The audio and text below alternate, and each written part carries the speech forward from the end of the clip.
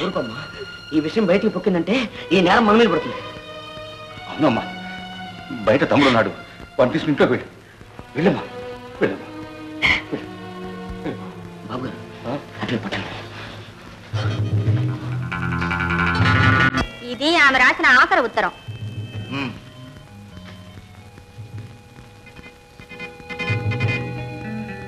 అయితే వాళ్ళిద్దరూ లేచిపోవడానికి ప్లాన్ వేసుకున్నారన్నమాట. అదంత సులభంగా జరగదు. ఇంతకు భాస్కర్ కి ఆ అమ్మాయికి పరిచయం ఎలా ఏర్పడింది? ఆ ఊరు ఎందుకు వెళ్లాల్సి వచ్చింది?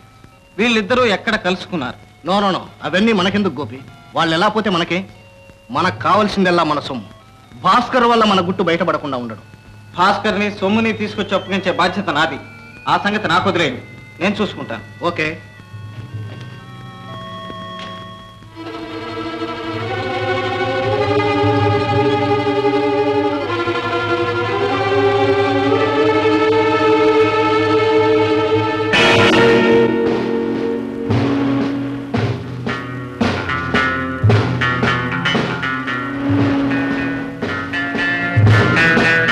తాతయ్య గారు ఉన్నారండి? ఉన్నారండి.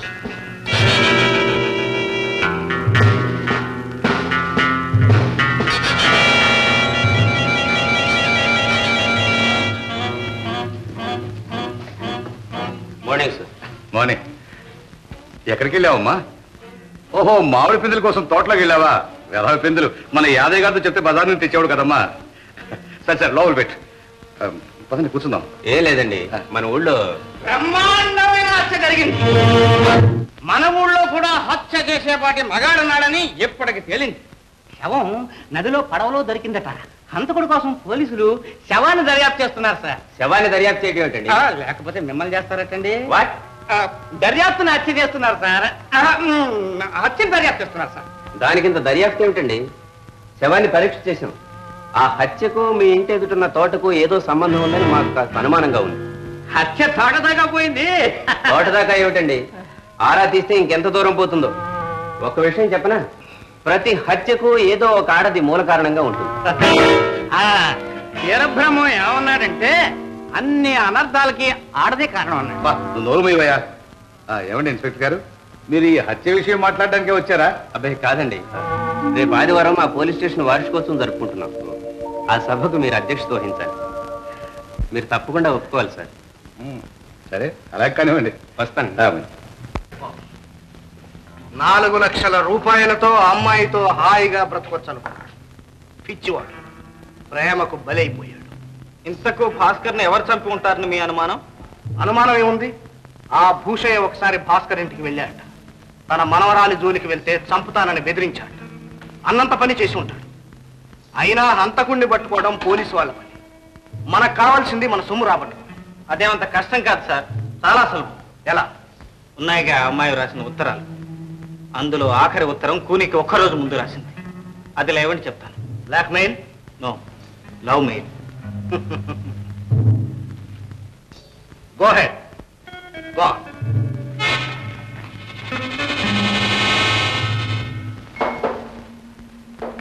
ఎవరు? ఓ, నువ్వా? ఎందుకు వచ్చావు?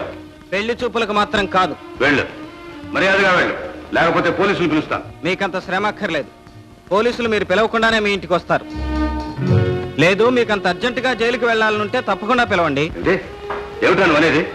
నిన్నగాక మొన్న మీ ఊళ్ళో ఒక హత్య జరిగింది. పేపర్లో చూసే ఉంటారు. జరిగితే ఆ హత్య మీరే చేశారు. నేనా? అవును, మీరే. నీ తండ్రి హంతకుడన్నానని నన్ను కూడా హంతకుని చేయాలని చూస్తున్నావు. నా మీద కక్ష సాధించాలనుకుంటున్నావు. నీ ఆటలు నా దగ్గర సాగు. నడువు బయటికి. హోషయ్య గారు, అందుకు తగిన ఆధారాలన్నీ ఉన్నాయి. ఆధారాలా? ఏమిటవి? హత్య గావించబడ్డ భాస్కర్ను మీ చిన్న మనవరాలు అరుణ ప్రేమించింది. యోగ్యుడైతే అతనికిచ్చి పెళ్లి చేయాలనుకున్నారు. మీరు అతన్ని చూడటానికి వెళ్ళారు. అతని పరిస్థితి చూశారు. ఇంకా మా అమ్మాయి జోలికి వస్తే ప్రాణాలు తీస్తానని బెదిరించారు. అబద్ధం, అంత అబద్ధం. హోషయ్య గారు, బుకాయించకండి. ఇదిగో మీ అరుణ అతనికి రాసిన ఉత్తరం. అతన్ని పున్నమి నాడు రమ్మన్నది. అతను వచ్చాడు. ఊరికే రాలి 4 లక్షల రూపాయలతో వచ్చాడు. మీరు అతన్ని హత్య చేసి ఆ 4 లక్షలు కాజేశారు. 4 లక్షల? లేదు లేదు, ఏమిటి లేదు? మీరు అతన్ని హత్య చేయలేదా? 4 లక్షలు కాజేయలేదా? ఇప్పుడు ఈ ఉత్తరం పోలీసులకు ఇస్తే ఏమవుతుందో తెలుసా?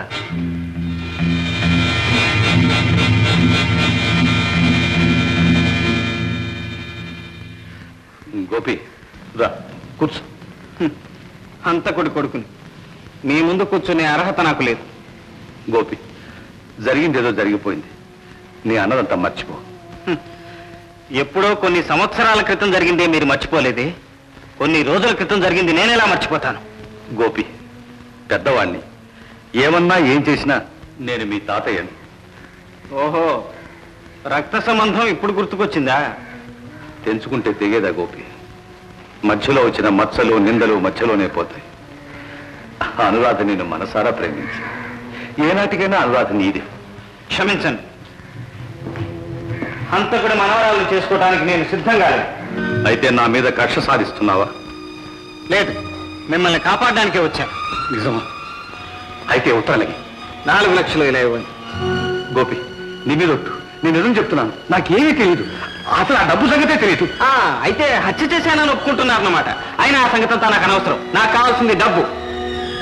గోపి, 4 లక్షలు ఎక్కడి నుంచి ఇస్తాను? ఇల్లు వాకిలి అంతా అమ్మినా రాదే. ఓని 1 లక్ష.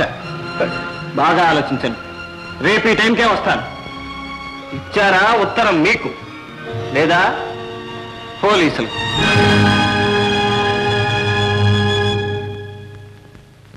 గోపి, నేనంతా విన్నాను. నేను గమనించాను. నీకు కావాల్సిన డబ్బేగా? అవును. డబ్బు కోసం ఇంత నీచానికి పాల్పడతావా? డబ్బు కోసం మా నాన్న మీ నాన్నను హత్య చేశాడు. డబ్బు కోసం నేను మిమ్మల్ని హత్యానేరం నుంచి తప్పిస్తున్నాను. ఇందులో నీచమే ఉంది. డబ్బు కోసం ఏమైనా చేయొచ్చు. అంతేనా? అంతే. అయితే ఉండు, తీసుకొస్తాను.